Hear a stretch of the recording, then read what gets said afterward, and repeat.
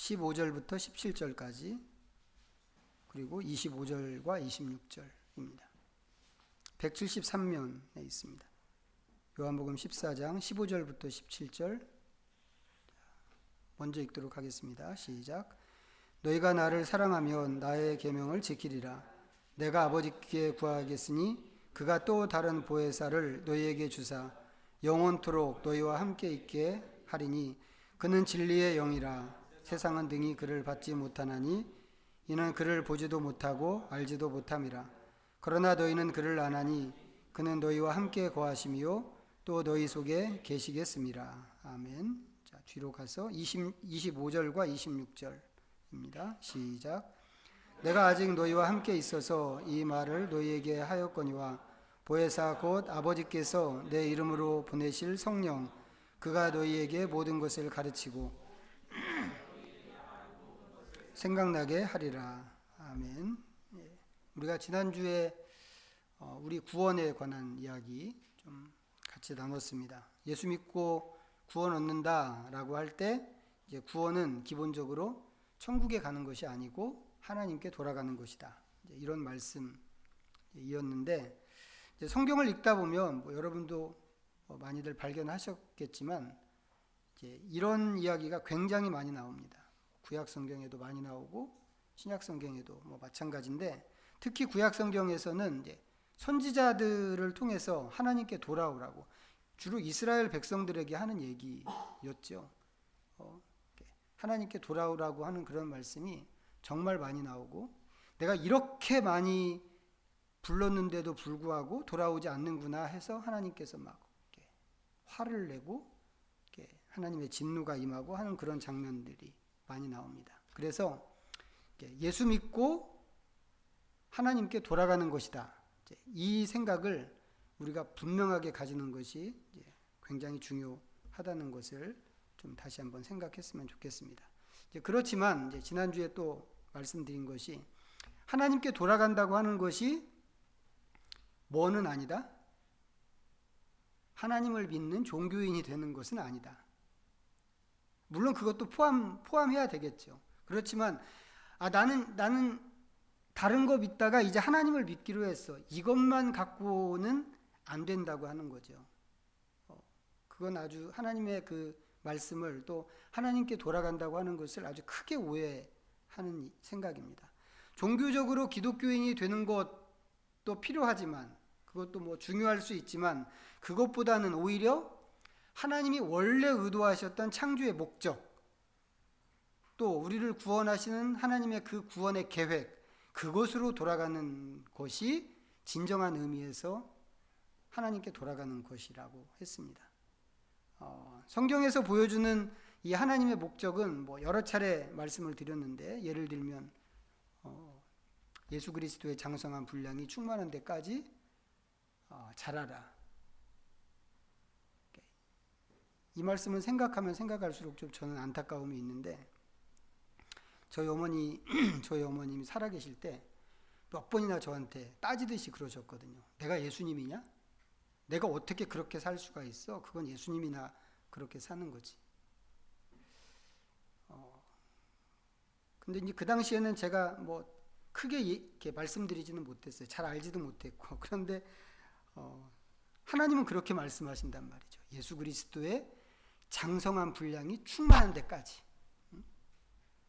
놀랍잖아요. 아니면 하나님의 성품에 참여하라 라든지 우리를 하나님 앞에서 거룩하고 흠없게 만들려고 자녀가 되게 하셨다. 에베소서 1장에 나오는 그런 이야기. 내가 거룩하니 너희도 거룩하라. 이 얘기는 레위기에도 나오고 베드로서에도 나오고 사방에 나오는 그런 말씀이잖아요. 요지는 뭐겠어요? 하나님처럼 되라 이거죠. 하나님처럼 되라. 하나님과 하나를 이루라. 이런 것입니다. 이제 그걸 완성하는 게 구원의 완성인데 이제 이런 의미로 생각하면 우리가 일반적으로 생각하는 구원은 시작일 뿐인 거죠. 구원의 시작.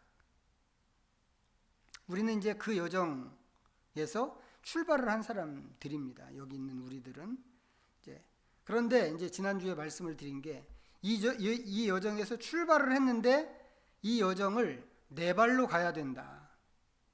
네 개의 발이 아니라 네 발. 네 발로 가야 한다고 하는 게 중요한 포인트라고 그랬습니다. 가만히 앉아서 주여 믿습니다, 이렇게 하는 것으로는 절대 이룰 수 없고, 내가 직접 그 길을 가야 하나님이 정하신 목적지에 도달할 수 있다고 하는 것까지 이제 말씀을 지난주에 드렸습니다. 그런데 문제는 뭐예요? 문제는 이게 잘 안 된다고 하는 겁니다. 사실 잘 안 된다라고 하는 것은 좀 순화된 표현이고, 사실로 말하면 거의 안 되죠. 거의. 우리가 성경에서 말하는 대로 하나님처럼 되고 예수님처럼 된다면 그럼 어떤 일이 생길까요? 우리가 뭐 지금은 잘 안 되지만 우리가 진짜 그렇게 된다면 어떤 일이 생길까? 여러분들이 예전에 뭐 한 번씩은 다 들어보셨겠지만 우리나라 초기 교회 때 있었던 역사를 좀 생각해 볼 수 있습니다. 우리나라에 선교사가 들어온 게 1885년이었거든요. 물론 그 전에도 신자가 있었습니다. 선교사가 들어오기 전에. 아주 특이한 나라예요, 우리나라는. 먼저 예수님 믿고 난 다음에 그런 사람들이 모여서 이게 우리끼리는 안 되겠다 싶어서 선교사를 보내달라고 요청한 그런 케이스거든요.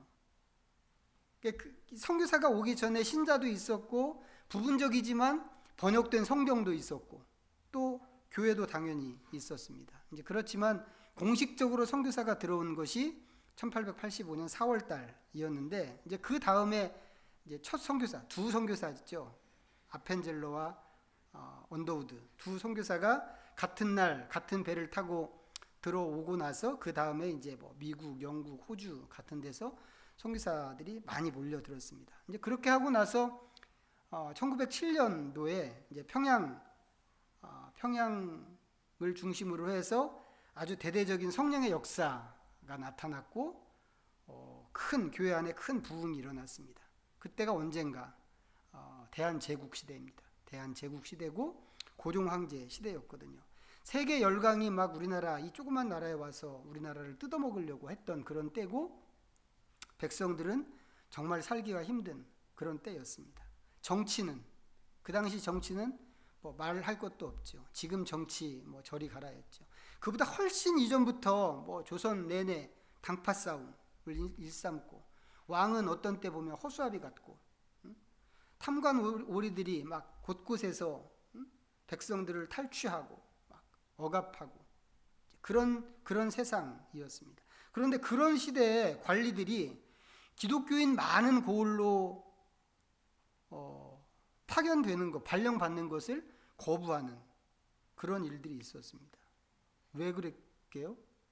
기독교인 마을에 가서는 부정행위를 할 수가 없어서 그랬다고 합니다. 저도 안 본 얘기지만 그랬다고 해요. 예전에 유시민 작가가 이제 그런 얘기를 했다고 그래요. 나를 싫어하는 사람은 있어도 나를 얕잡아 보는 사람은 없다. 진짜로 그런 얘기를 했는지는 모르겠는데, 만약에 진짜 그랬다면 왜 그랬을까요? 왜 이 사람 싫어하는데 얕잡아 보지 않을까? 그 사람이 실력이 있기 때문에 그렇습니다. 실력이 있기 때문에. 정말 똑똑해요. 얘기 들어보면 토론도 잘하고, 어떤 때는 너무 똑똑해서 얄밉기는 한데 그렇지만 똑똑해요. 실력이 있단 말이죠. 그리스도인이 하나님의 말씀대로 산다고 한다면 싫어하는 사람이 많을 수밖에 없습니다. 예수님께서도 예고하셨잖아요. 세상이 너희를 미워할 것이다. 왜? 너네들이 내 편이기 때문에. 세상 입장에서는 자기 편이 아니기 때문에 미워할 것이다. 하지만 그런 그리스도인을 세상이 얕잡아 보지는 않습니다. 왜요? 왜 그러게요? 그리스도인에게는 말씀으로 사는 게 실력이거든요.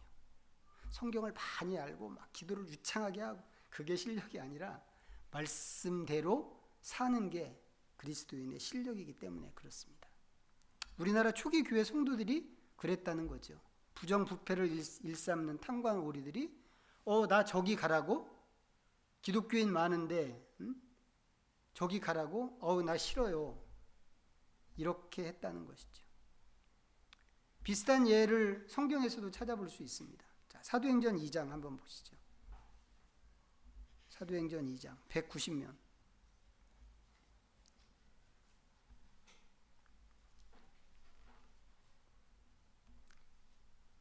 47절입니다.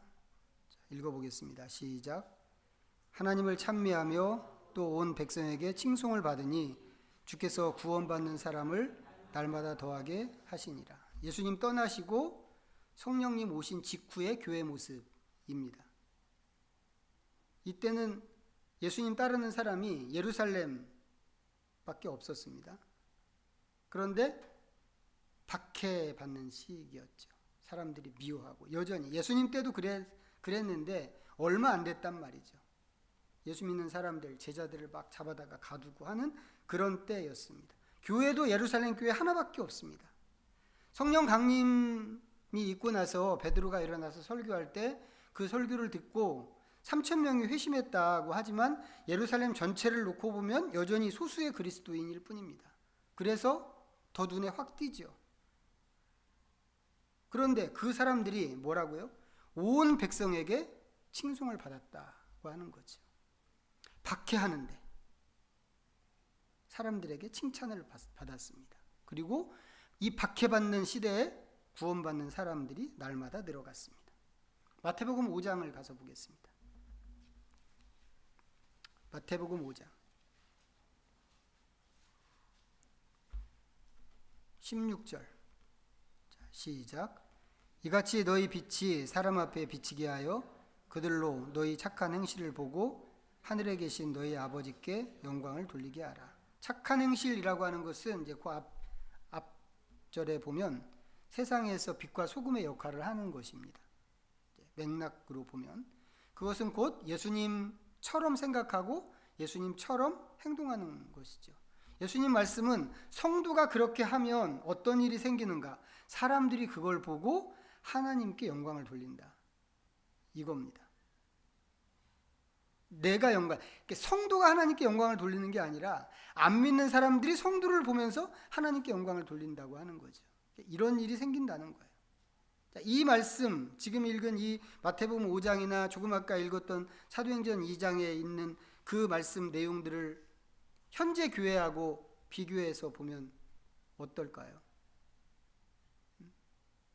어떨까요? 일단 지금은 여기만 교회가 있는 게 아니죠. 천지사방에 교회가 있습니다. 우리 사회에 교회가 너무너무 많습니다.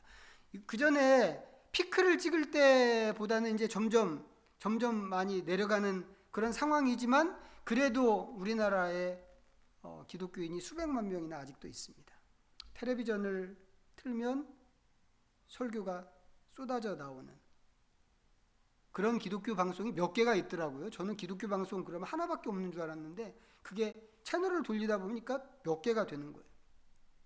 안 믿는 사람들도 하나님, 예수님 다 압니다.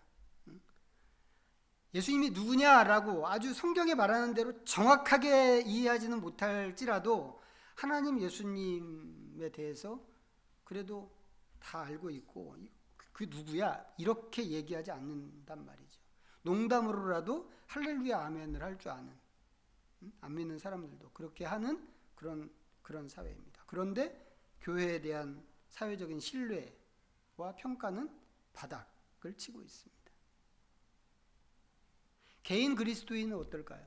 교회는 그런데 개인은 우리 각자를 놓고 보면 사실 흠잡을 때가 있나? 이런 생각이 들기도 합니다. 그런데 또 구체적인 삶의 현장에서 들어가서 보면 기독교인하고는 거래하고 싶지 않아. 이런 얘기들 들리고 그러니까 전도를 해도 안 먹히는 게 있습니다. 우리는 안 믿는 사람들이 급류에 휩쓸려 떠내려가는 그런 사람이라고 생각합니다. 그 사람들의 인생이 그렇죠. 성경적인 관점에서 볼 때 그게 사실이고 우리는 그렇게 믿고 있습니다. 그래서 찬송가에 있는 것처럼 생명줄을 던져서 그 사람들을 구조하고 싶은데 아무도, 정말 지금은 아무도 우리가 던져주는 이 생명줄을 잡으려고 하지 않습니다. 어떤 때 보면 이 사람들이 이 내가 던져주는 이 동아줄을 썩은 동아줄이라고 생각하나 싶을 만큼 세상 사람들이 기독교인을 믿지 않습니다. 기독교인이었어? 이렇게 째려보는 때가 더 많단 말이죠. 그러다 보니까 하나님도 같이 욕을 먹고 기독교는 없어져야 할 그런 집단처럼 취급을 받습니다. 왜 이렇게 됐을까요? 왜 이렇게 됐을까? 우리가 믿는 하나님은 세상에 없는 유일하신 하나님이신데, 하나님만 살아계시는 진짜 하나님이시고 다른 신은 다 헛것인데, 그게 성경의 가르침이잖아요. 그리고 우리는 그렇게 믿고 있습니다. 분명히. 교회는 하나님의 교회이면서 하나님의 나라입니다. 성도 한 사람 한 사람은 전부 하나님의 백성들입니다. 하나님의 약속은 뭐예요? 세상에 있는 모든 나라와 민족이 예수님의 발 앞에 나와서 무릎을 꿇는다. 이거잖아요. 이게 하나님의 약속입니다. 그런데 실제는 정반대란 말이죠. 오히려 하나님의 명예와 위상이 믿지 않는 사람들의 발에 깔려서 밟히고 있습니다. 왜 이렇게 됐을까? 구원을 이루는 길을 내 발로 걷는 게 우리한테 거의 안 되고 있다. 이 얘기를 하다가 지금 여기까지 왔는데, 물론 다른 이유도 얼마든지 있습니다. 얼마든지 있지만 근본적으로는 지금 말씀드린 이게 가장 큰 원인이 아닐까 하는 생각이 듭니다. 우리를 향하신 하나님의 목적을 이루기 위해서 각자가 성도로서, 하나님의 백성으로서, 자녀로서 감당해야 될 몫이 있는데 그게 안 되니까 지금 말씀드린 이런 문제들이 생긴다고 하는 것입니다. 그럼 왜 안 될까? 나는 절대 이렇게 안 할 거야. 이것도 아닌데 왜 안 될까? 저는 크게 두 가지가 원인이라고 생각하는데, 첫째는 가르침과 이해의 부족일 것 같습니다. 다시 말씀드리지만 우리는 신앙생활 내내 예수 믿고 구원 얻는 교리를 배웠습니다. 예수 믿고 구원받는다. 우리 중에 누구도 자기 힘으로 구원받을 수 있는 사람은 없습니다. 그런데 하나님께서 우리에게 믿음으로 구원 얻는 길을 주셨단 말이죠. 너무 쉽게. 교회는 이 사실을 너무 중요하게 생각했고, 새로 들어오는 사람이 있으면 그때마다 강조해서 가르쳤습니다. 우리도 그렇게 배웠습니다. 그런데 내가 배운 게 실제로 무엇인가를 보면 명제를 배웠다는 생각이 듭니다. 구원에 대한 명제. 다른 말로 하면 구호를 배웠다는 거죠. 구호를. 예수 믿으면 구원받아 라고 하는 그 구호. 여러분들은 어떠신지 모르겠는데 저는 그런 것 같아요. 저는 고등학교 1학년 때 처음 그냥 부모님에게 억지로 끌려서 교회를 나가서 그때부터 해서 많이 배운 것 같은데 주로 그 구호를 배웠습니다. 근데 구호는 구호일 뿐이죠. 정말 구호일 뿐입니다. 구호를 잘 외친다고 해서 그 구호가 정신이 되고 삶이 되고 그런 것은 다른 문제죠. 그 구호를 그렇게 막 외치다 보면 세뇌되는 것 같은 그런 생각은 들 수 있습니다. 마치 내가 그런 사람인 것처럼, 다 된 것처럼 그렇게 생각될 수는 있습니다. 하지만 또 전혀 반대로 아무것도 모르는 사람도 얼마든지 구호를 외칠 수 있단 말이죠. 믿음으로만 구원을 얻는다. 이것도 마찬가지입니다. 우리는 그것도 교리로 배웠습니다. 그런데 정작 구원이 뭐지? 지난번에 말씀드린 것처럼 우리는 들은 적이 없습니다. 믿음이 무엇인가? 이것도 마찬가지입니다. 뿐만 아니라 여기에는 하나님이 왜 나를 구원하셨을까? 이런 이유나 목적도 없습니다. 그냥 우리는 은혜로 구원을 얻는다. 이것만 있을 뿐이죠. 우리의 구원을 위해서 우리는 아무것도 한 것이 없고 처음부터 끝까지 하나님께서 준비하신 것을 그냥 받을 뿐입니다. 하나님의 구원의 원리가 그런 거잖아요. 네 힘으로 하는 게 아니라 내가 하는 거야 라고 하면서 진짜 하나님께서 처음부터 끝까지 다 해주셨고 우리는 그냥 그걸 받을 뿐입니다. 이게 하나님의 구원의 원리이죠. 그래서 구원이 은혜인 거죠. 은혜로 구원을 받는 겁니다. 그렇지만 하나님 입장에서는 어때요? 하나님 입장에서는 굉장히 비싼 값을 지불하고 얻어내는 게 우리의 구원이란 말이죠. 아들, 독생하신 아들. 그러면 그 비싼 값을 지불하고 우리를 구원하시는 하나님이신데 하나님은 무엇 때문에, 무엇을 위해서 이렇게 하실까? 이 질문이 나와야 할 것 같은데 제 경우는 그런 질문을 과거에는 한 적도 없고 들은 적도 없습니다. 그러다 보니까 그냥 막연하게 예수 믿고 구원받는다 이것만 있는 거죠. 자, 문제는 이렇게 되면 예수 믿은 다음에 할 일이 없다는 겁니다. 예수는 이미 믿었잖아요. 이미 믿었습니다. 이미 믿었고 믿으면 구원이니까 구원은 따놓은 당상입니다. 성경에 보면 하나님의 백성들에게 부여되는 하나님의 요구사항이 있거든요. 이제 그 중에 가장 많이 나오는 말씀이 하나님의 말씀에 순종하고 살아라 이겁니다. 그거는 아주 모세 시대부터 줄기차게 말씀하셨던 내용인데 그렇게 살면 더없이 좋죠. 우리도 좋죠. 우리도 그렇게 살고 싶기도 합니다. 하지만 그렇게 못 살아도 걱정할 건 없습니다. 왜요? 이미 믿었으니까. 그런데 이렇게 하는 것은 극장에 가는 것과 똑같은 것이라고 제가 몇 번 말씀을 드렸습니다. 미리 예매만 해놓으면 어디 가서 무슨 짓을 하고 와도 묻지도 않고 따지지도 않고 입장시켜 주는 거.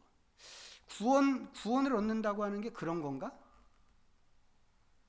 싶기도 하고, 구원을 천국에 가는 것이라고 생각하더라도 천국은 그럼 그런 건가? 극장 가는 것 같은 그런 생각이 든단 말이죠.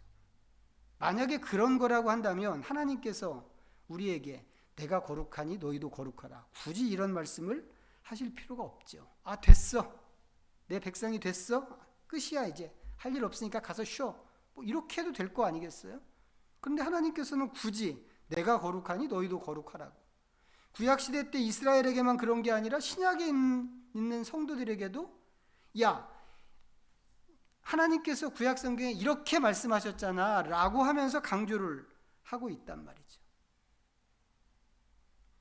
필요 없는 얘기라면 안 하셨을 텐데 하나님 이렇게 하셨고 하나님 말씀하신 거에 비해서 우리는 그런 말씀에 별로 또 두려움이 없습니다. 왜 그럴까? 그것은 안 가르쳤기 때문에, 교회가 안 가르쳐서 그런 것이고 우리도 구원에 대한 이해가 부족하기 때문에 그런 것이 아닌가 하는 것입니다. 제 경우는 이제 성경을 읽으면서 이런 내용들, 이런 이야기들을 좀 발견했습니다.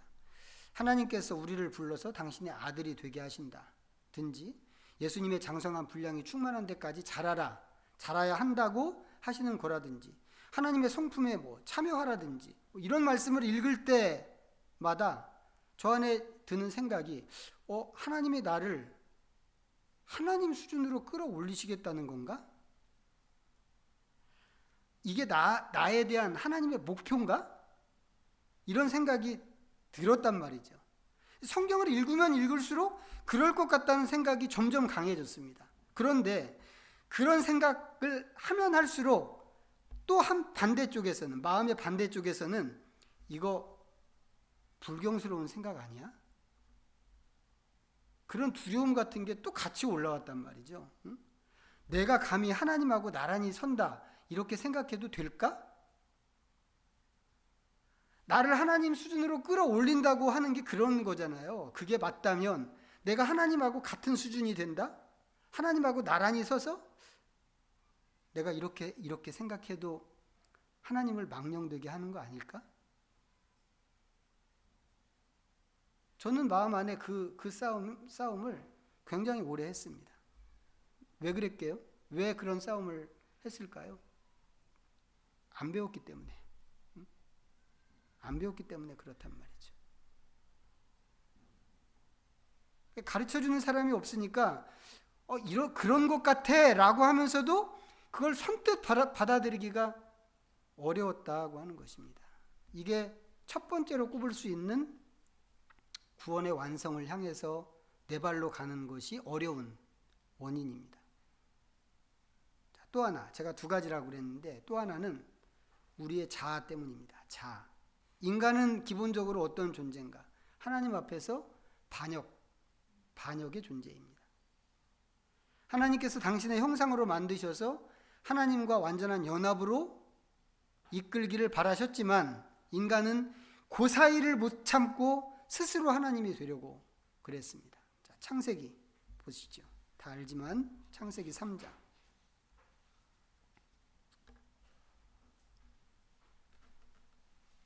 창세기 3장 5절 읽겠습니다. 시작. 너희가 그것을 먹는 날에는 너희 눈이 밝아져 하나님과 같이 되어 선악을 알 줄 하나님이 아심이니라.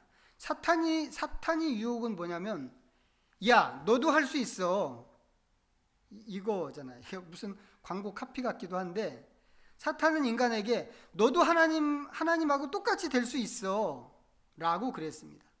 그러면서 하나님과 사람 사이를 이간질시켰죠. 갈라놓으려고 이간질시키고 사람으로 하여금 하나님을 의심하게 만들었습니다.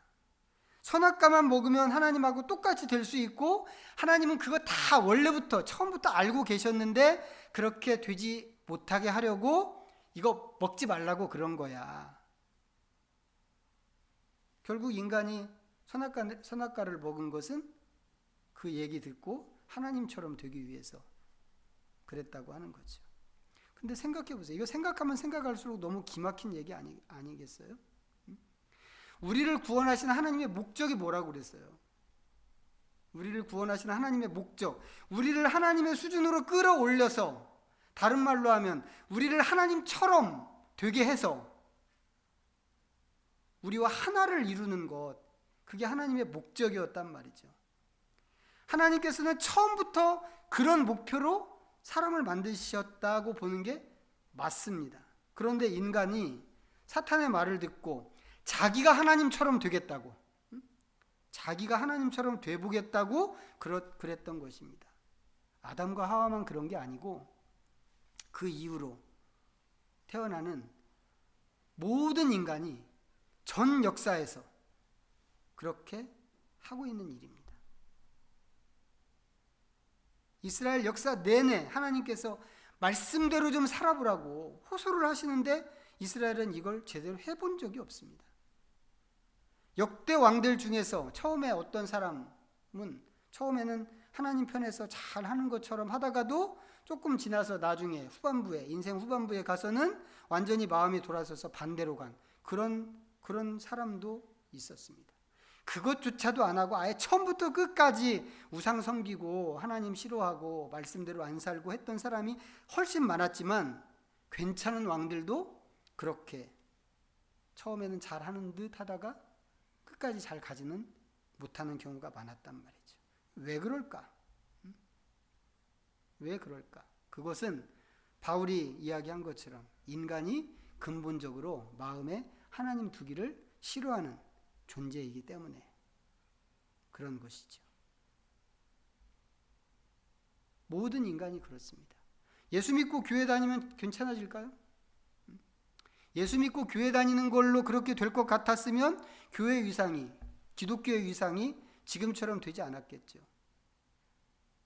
1차적으로는 그리스도인의 목표가 무엇인가, 이걸 모른다고 하는 게 가장 큰 문제지만, 그걸 알고 그 목표를 향해서 가겠다고 하더라도 우리 실력으로는 이게 이룰 수 없는 일이라고 하는 게 큰 문제입니다. 교회를 아무리 열심히 다녀도 교회 다니는 걸로 이게 풀어지는 게 아니고, 좋은 설교를 많이 듣는다고 하더라도 그걸로 풀 수 있는 문제가 아닙니다. 우리는 근본적으로 죄인의 본성을 가진 그런 존재이고, 예수 믿는다고 하고서도 여전히 마음에 하나님 두기를 싫어하는 본성이 있기 때문에 그렇습니다. 어떻게 하면 좋을까요? 어떻게 하면 좋을까? 하나님께서 이런 우리를 위해서 제시하신 해법이 성령님이라고 하는 겁니다. 성령을 통해서 저 지난주에 말씀드린 것처럼 하나님 자신이 우리와 함께 하시는 것도 있지만, 그것도 아주 굉장히 중요한 일이지만, 그것과 함께 성령님은 우리에게 예수님의 말씀을 가르치시고 생각나게 하시고, 우리가 처음에 오늘 본문으로 읽었던 말씀에 있는 것처럼 예수님이 가르치신 것, 교훈 이상의 것을 우리에게 알려주시는 그런 분이죠. 그리고 우리가 걸어가야 되는 그 경주, 믿음의 경주를 격려하십니다. 하나님께서 우리에게 주신 게 그런 거란 말이죠. 야, 네가 해봐. 응? 네 발로 가야 되는 거야. 네가 해봐. 내가 성령을 지원해 줄게. 이렇게 하시고 성령을 보내주신 거란 말이죠. 그 성령님은 오셔서 우리의 격려를, 우리의 경주를 계속해서 독려하시는 것입니다. 지난주에 말씀드렸지만 이 경주는 누가 대신해 줄 수 있는 게 아닙니다. 철저하게 자기가 해야 되는 일이란 말이죠. 성령님이 돕기 위해서 오셨어요. 보혜사로 오셔서 우리의 헬퍼로 역할을 하시지만 성령님도 이것을 대신해 주시지는 않습니다. 그 누구도 대신은 못 해줍니다. 그렇지만 성령님이 옆에서 힘은 돼주신단 말이죠. 우리와 같이 뛰어주시고, 야, 조금만 힘내, 조금만 힘내. 이제 다 왔어. 제가 지난 토요일 날 그 달리기 대회 제 생애 처음으로 그 대회 나가봤거든요. 같이 뛰는 게 어떤 건가. 늘 뭐 이제 혼자 뛰다가 같이 뛰는 게 어떤 건가 뭐 궁금하기도 하고, 뭐 작년에도 이제 지원했다가 작년에는 지원만 하고 못 나가고 해서 이번에는 꼭 가야지 해서 가봤는데 훨씬 덜 힘듭니다. 근데 대회 아니었는데도 그랬단 말이죠. 근데 대회 때는 보면 그 기안 84 이제 그 친구 나가서 한 그거 보니까는 이렇게 같이 뛰어주는 사람이 있더라고요. 이렇게 풍선 달고 이렇게 그 1km 뛰는데 이제 그 속도가 있단 말이죠. 뭐 3분대로 뛰는 사람, 4분대로 뛰는 사람, 이게 사람마다 다 다른데 그 풍선에다가 그렇게 써놓고 3분, 4분 뭐 이렇게 써놓고는 그 사람들은 자기 페이스에 맞는 그 사람들 이렇게 쫓아가면 되는 거였죠. 근데 같이 뛰고 격려를 받으면 훨씬 쉽다는 거예요. 훨씬. 근데 성령님이 그 일을 해주신다는 거죠. 우리한테 계속 힘을 북돋아 주시고, 야, 잘했어. 지금까지도 잘했는데 조금만 더 힘내. 그것만이 아니죠. 하나님의 지혜로 우리를 깨닫게 해주시고, 용기를 내게 해주시고, 나는 저거 못해요 라고 할 때 너 할 수 있어.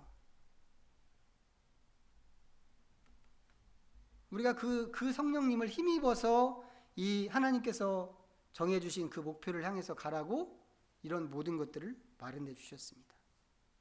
우리에게 주어진 방법이 그거란 말이죠. 그렇기 때문에 우리는 이 성령님을 힘입어서 우리가 가야 하는 길을 가야 하는 것입니다. 그렇게 할 때 우리는 점점 자라나게 되고, 속사람이 자라나게 되고 점점 하나님께 가까워지게 되는 것이고, 또 점점 구원을 이루어 가게 되는 것입니다. 그래서 늘 그래야 되지만, 우리 생애 가운데 늘 그래야 되지만, 특별히 이 성령의 절기 가운데서 우리가 할 일이 무엇인가? 우리는 그 성령님을 구하고 의존하는 것이어야 하겠다고 하는 겁니다. 나의 나됨은 포기하고 내 힘으로 무엇인가를 해야지 라고 하는 것도 좀 내려놓고, 성령님 나를 도와주십시오. 성령님이 나에게 힘을 주시면 내가 또 한 발을 내딛어 보겠습니다. 그런 마음으로 의지할 때 우리는 조금씩 자라서, 나한테는 보이지 않지만 잘한다고 하는 게 그런 거잖아요. 자기는 모른단 말이죠. 얼만큼 잘하는지. 바로 옆에 있는 사람도 잘 모릅니다. 한동안 안 봤던 사람이 보면 깜짝 놀라서 이렇게 컸어? 라고 하는데, 나한테는 보이지 않지만 다른 사람 눈에는 변화가 눈에 띌 만큼 보이는, 그만큼 잘하는 그런 성도가 되겠다라고 하는 겁니다. 어떻게 해요? 성령님을 의지해서 이 길을 걸어갈 때. 우리 모두가 이 사실을 좀 믿음으로 받아들이고 하나님의 목적과 함께 성령 하나님을 구하는 그런 삶으로 나가시기를 축복합니다. 기도하겠습니다. 이 시간 잠시 하나님 앞에 좀 말씀 생각하면서 묵상하겠습니다.